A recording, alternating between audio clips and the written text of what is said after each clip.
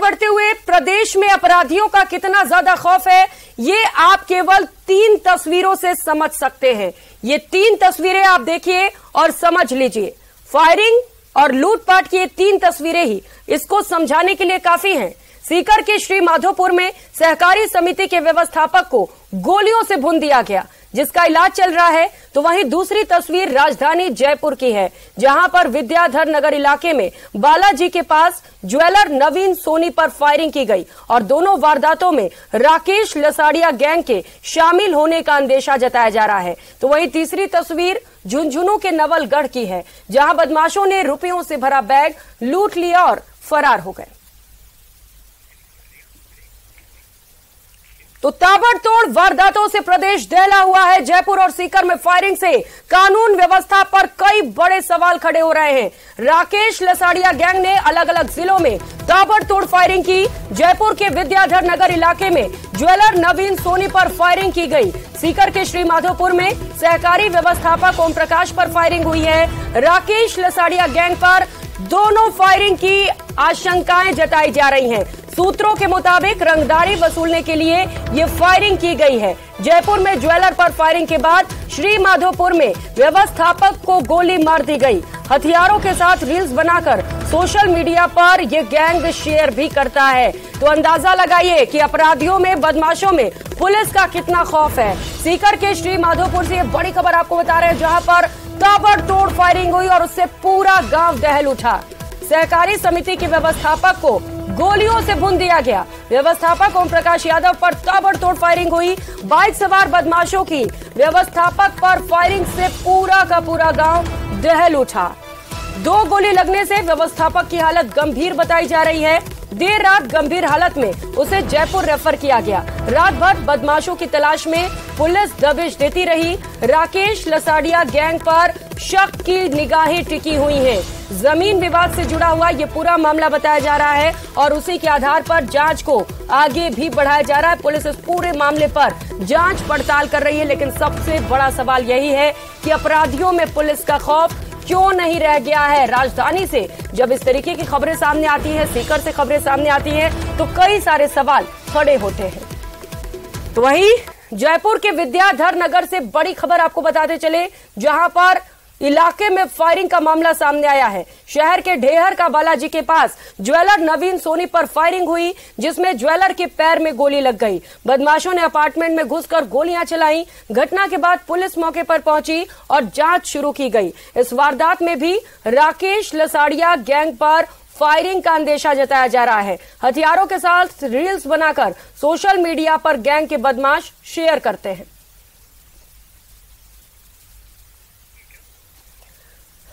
तो अंदाजा लगाइए, जिस तरीके से हमने आपको एक एक कर कई वारदातें गिनाई, उसके बाद कि क्या वाकई अपराधियों में खौफ है। और अगर अपराधियों में खौफ है ही नहीं तो आमजन में विश्वास कैसे होगा भला। ये तस्वीरें देखिए, जहां पर बदमाशों ने ज्वेलर पर फायरिंग की। विद्याधर नगर इलाके की ये घटना है, जहां पर लोग रहते हैं, शांत इलाका है, और ऐसे में बदमाश यहां पर पहुंचते हैं। लसाड़िया गैंग पर शक की सुई अटकी हुई है।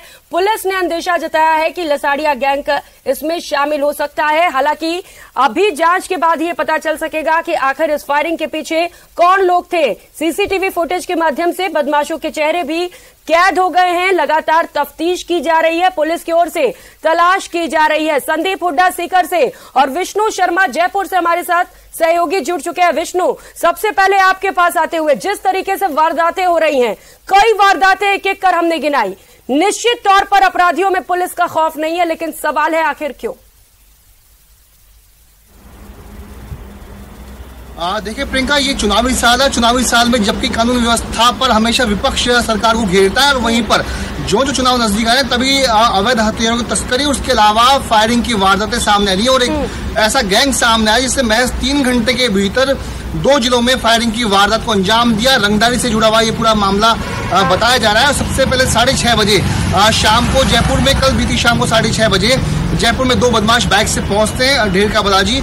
उसके बाद में एक अपार्टमेंट की 5वीं मंजिल पर जाकर के नवीन सोनी, जो कि ज्वेलर है, उनका पता पूछते हैं, उनका दरवाजा खटखटाते हैं। और जब नवीन सोनी की पत्नी ने दरवाजा खोला तभी बदमाशों ने पिस्टल को लोड किया। लोड करते ही उनके पैर में जांग की तरफ एक गोली मारी और उसके बाद में जब परिवार ने उनको धकेला तो बदमाश 2 फायरिंग की और करते हुए वहां से भाग निकले और साथ में ये कहते हुए गए कि राकेश लसाड़िया के जो पैसे देने हैं वो कब दोगे। तो जो रंगदारी से जुड़ा हुआ इस तरह से पूरा मामला है जिसको जयपुर पुलिस देख रही है। लेकिन उसके बाद में ही करीब रात को 9:30 बजे के आसपास सीकर जिले के श्रीमाधोपुर में फूटला गांव में जो भूतपूर्व सरपंच है उनके पति और वर्तमान में जो सहकारी समिति के जो व्यवस्थापक है ओम प्रकाश यादव, उनके घर में भी इसी तरह की वारदात हुई। जबकि 3 बदमाशों ने जो कि बदमाश बाइक सवार थे, इन्होंने ओम प्रकाश यादव के घर में पहले बच्चे से उनके पिता के बारे में पूछा और जब ओम प्रकाश यादव घर में मौजूद उनकी बात उनको मालूम चली तो बदमाशों ने हाथों उनके पैर में गोली मारी। उसके बाद वहां पे 2 फायर और किए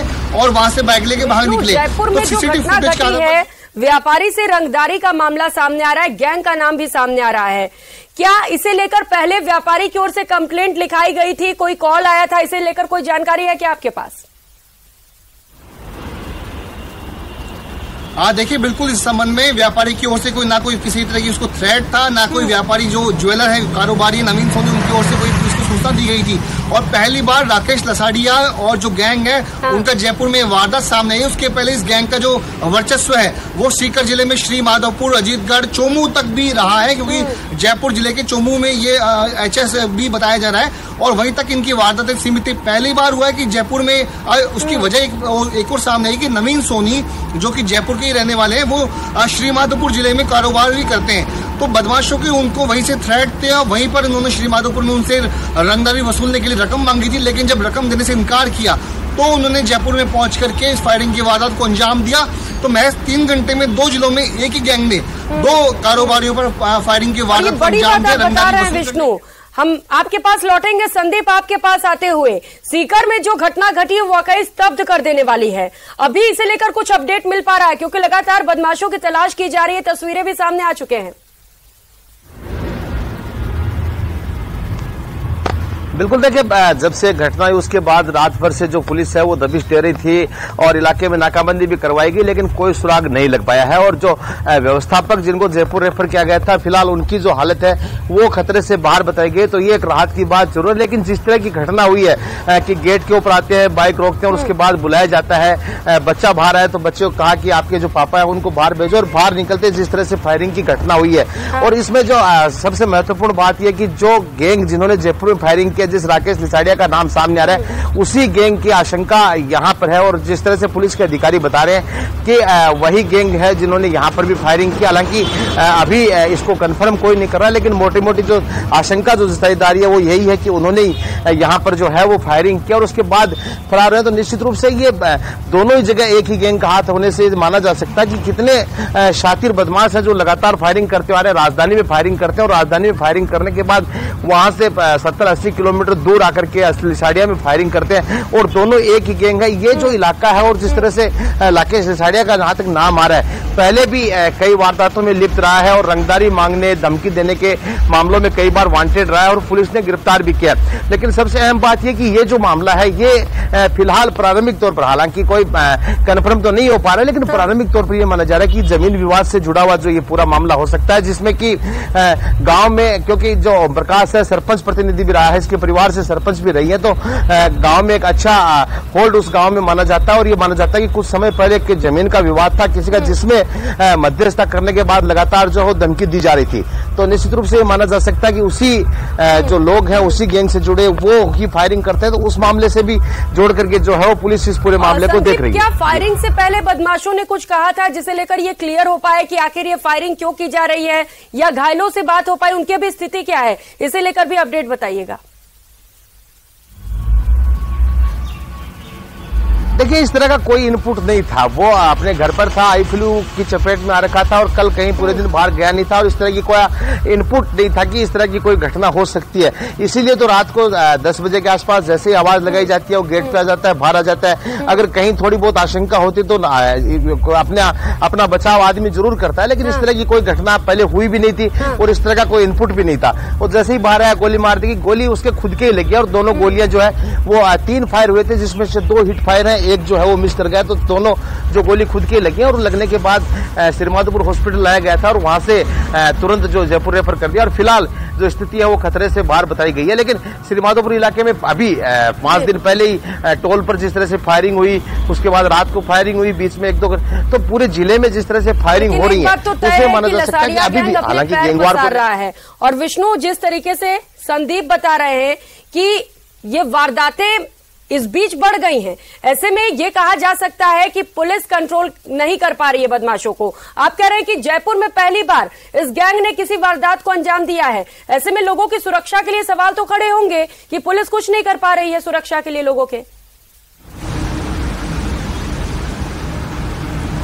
देखिए प्रियंका, पहले तो मैं एक बात बहुत साफ कर दूं कि अभी आपने कहा कि बदमाश ये गैंग जो है वो अपने पैर पसार रही है, तो मैं आपको बता दूं कि आने वाले वक्त में जो पैर हैं उनका अंजाम क्या पुलिस करेगी, मुझे अभी इसका जो भविष्य में वो देखा जाएगा। लेकिन जयपुर की पुलिस इसके लिए पूरी तरीके से तैयार है और आने वाले वक्त में यदि कुछ आमना सामना होता है या गैंग अगर पकड़ में आती है या कोई मुठभेड़ के चांस भी बहुत की संभावना भी माना जा सकता है कि बन गई है। यदि बदमाश की ओर से कोई फायर होता है तो क्रॉस फायर करने में राजस्थान की पुलिस, जयपुर की पुलिस चूकेगी नहीं। और अब सीकर की और जयपुर की पुलिस इन बदमाशों के पीछे लग गई है।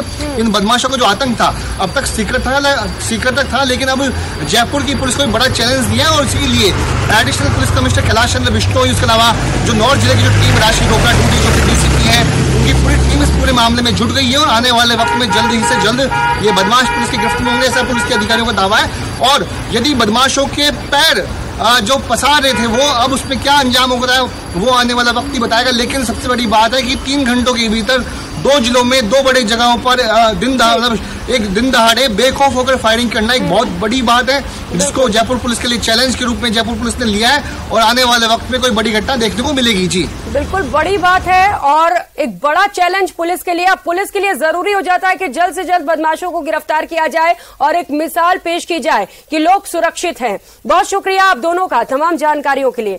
धौलपुर से बड़ी खबर सामने आ रही है, युवक को घर के बाहर घेरकर ताबड़तोड़ फायरिंग की गई है। 6 से ज्यादा बदमाशों ने युवक पर गोलीबारी की। फायरिंग में युवक के पैर में गोली लग गई है। परिजनों ने युवक को जिला अस्पताल पहुंचाया। सूचना के बाद आरोपियों की तलाश शुरू कर दी गई है। तो लगातार फायरिंग की खबरें सामने आ रही हैं। एक और खबर धौलपुर से मिल रही है, जहां पर युवक को घेरकर ताबड़तोड़ फायरिंग की गई। 6 से ज्यादा बदमाश बताए जा रहे हैं जिन्होंने फायरिंग की वारदात को अंजाम दिया। युवक के पैर में गोली लगी है और इलाज लगातार जारी है। हरिवीर सहयोगी हमारे साथ जुड़ चुके हैं। हरिवीर, क्या हुआ था वहां पर, किस बात को लेकर फायरिंग? बिल्कुल प्रियंका, मैं आपको बता दूं ये जो पूरी घटना है वो कोतवाली थाना इलाके की है, जहां पर 2 दिन पूर्व भी जो दोनों पक्ष थे उन्होंने आपस में झगड़ा हुआ था, पथरा हुआ था, जिसमें 3 लोग घायल हुए थे। आज कुछ लोग 2 बाइक पर बदमाश आए, कई 6 लोग थे और उन्होंने फायरिंग कर दी। फायरिंग में ये युवक था, उसके पैर में गोली लगी है। गोली लगने के बाद में जो परिजन थे उन्होंने जिला अस्पताल में देर रात को ही उसको भर्ती करा दिया है, जहां उसका इलाज चल रहा है। इनमें करीब 15 दिन पहले भी बच्चों के विवाद को लेकर के करीब 1.5 महीने पहले इनमें भी एक बार पहले भी झगड़ा हो चुका है। उसके बाद में 2 दिन पहले भी इनमें झगड़ा हुआ था, पथरा हुआ था, जिसमें 3 लोग घायल हुए थे। आज वो कल देर रात को कुछ युवक आए बाइक पर सवार और उन्होंने फायरिंग कर दी, जिसमें इस युवक के पैर में गोली लगी है, जिसे जिला अस्पताल में भर्ती कराया है। पुलिस ने रात को ही पहुंच करके उसके बयान ले लिए हैं और जांच शुरू कर दी है। जी ठीक है हरिवीर, शुक्रिया आपका तमाम जानकारियों के लिए। अगली खबर का रुख करेंगे। बड़ी खबर जयपुर मुंबई सुपरफास्ट से है, जहां पर फायरिंग से जुड़ी इस वक्त की बड़ी खबर और मामले में इस वक्त का बड़ा अपडेट बता दें। फायरिंग में गोली लगने से एएसआई टीकाराम मीणा की मौत हो गई है। सवाई माधोपुर का रहने वाला एएसआई बताया जा रहा है टीकाराम मीणा, जिसकी मौत हो गई है। सवाई माधोपुर में श्यामपुर का रहने वाला टीकाराम मीणा था, तो आरपीएफ में एएसआई के पद पर वो तैनात था। कांस्टेबल चेतन सिंह के साथ उसकी बहस हुई और इसके बाद चेतन सिंह ने ताबड़तोड़ फायरिंग कर दी। फायरिंग में 3 और यात्रियों की भी मौत हो गई थी। तो ट्रेन में फायरिंग की गई, जिससे पूरे ट्रेन में हड़कंप मच गया और कांस्टेबल चेतन सिंह की ओर से ये फायरिंग की गई, जिसमें एक सहकर्मी की मौत हो गई है।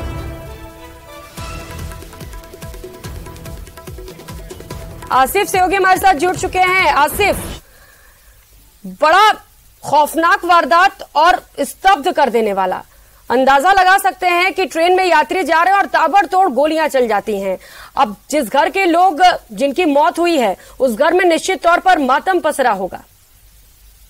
यकीनन प्रियंका, ये एक बड़ा दिल दहला देने वाला हादसा है। और अगर इसको दूसरे शब्दों में कहा जाए कि जिनके भरोसे रक्षा होती है यात्रियों की, यानी आरपीएफ के जवानों की तैनाती ट्रेन में इसलिए की जाती है ताकि यात्रियों की जान की सुरक्षा हो सके, और उसी आरपीएफ के जवान ने जो है न केवल अपने अधिकारी की बल्कि यात्रियों की जान ले ली। चेतन सिंह इसका नाम है, और जो हमारी रेलवे से बातचीत हुई उसके मुताबिक चेतन सिंह उत्तर प्रदेश के हाथरस का रहने वाला है। और साथ ही साथ जो एएसआई है उसका नाम टीकाराम मीना है, जिसकी गोली लगने से मौत हुई है, वो राजस्थान के सवाई माधोपुर श्यामपुरा गांव का रहने वाला है। 3 पैसेंजर के नाम आने अभी बाकी हैं। रेलवे ने हालांकि साफ तौर पर तो नहीं कहा हमें, उत्तर पश्चिम रेलवे ने, लेकिन जो अनऑफिशियल जानकारी उन्होंने ऑफ द कैमरा दी है उनके मुताबिक कि जवान की अपने अधिकारी यानी कि एएसआई के साथ बहस हुई थी सुबह 5:15 बजे के करीब, और इसी बहस के दौरान इतनी ज्यादा गर्मागर्मी हो गई कि इस जवान ने जो है वो ताबड़तोड़ गोलियां चलानी शुरू कर दी। इसमें एक एएसआई जो है टीकाराम सवाई माधोपुर के रहने वाले वो मारे गए, उसके अलावा 3 यात्री मारे गए हैं। 3 यात्रियों की जानकारी उनका, वो किस शहर के रहने वाले हैं, कहाँ के रहने वाले हैं, क्या वो राजस्थान से ताल्लुक रखते हैं, ये अभी कुछ ही देर में सामने आ जाएगा। लेकिन इसके साथ ही साथ प्रियंका एक बहुत बड़ा सवालिया निशान उठता है आरपीएफ की सुरक्षा व्यवस्था को लेकर, ट्रेन की व्यवस्थाओं को लेकर, क्योंकि लंबी दूरी की ट्रेनों के अंदर अब पिछले कुछ सालों के अंदर आरपीएफ की तैनाती इसलिए की गई थी कि लंबी दूरी की ट्रेनों के अंदर लूटपाट की घटनाएं ना हो, महिलाओं के साथ किसी तरीके का कोई जो है वो अपराध ना हो, इसलिए आरपीएफ की तैनाती की गई थी। लेकिन अब इस आरपीएफ की तैनाती पर सवाल उठ रहे हैं कि कहीं आरपीएफ की तैनाती जो है वो यात्रियों की